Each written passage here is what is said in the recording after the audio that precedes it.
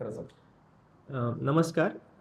एक फॉर्म सध्या WhatsAppवर व्हायरल होत आहे जनगणनेच्या अनुषंगाने, ज्यामध्ये असं नमूद केलं आहे, की आपल्या घरी प्रगणक येतील आणि ते आपल्या घरातील सदस्यांची नावे, त्यांचे बँक अकाउंट डिटेल्स, त्यांच्याकडे प्रॉपर्टीचे डिटेल्स किंवा त्यांचे शिक्षण इत्यादी माहिती विचारतील.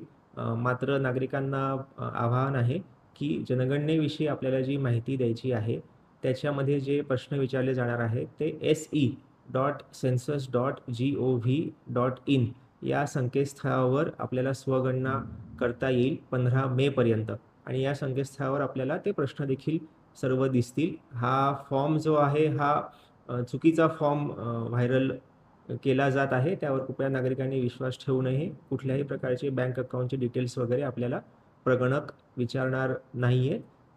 फक्त स्वगणना आपण 15 मेपर्यंत जर केली तर ती se.census.gov.in या संकेतस्थळावर करावी आणि 16 मे नंतर आपल्या घरी जे प्रगणक येतील त्यांच्याकडे आय कार्ड असेल, त्या आय कार्डवर देखील QR कोड असेल, जो स्कॅन करून आपण व्हेरिफाय करू शकता, की हे प्रगणक तेच आहेत ना आणि त्यांना आपण सर्वांनी सहकार्य करावं हेच आवाहन आहे. धन्यवाद.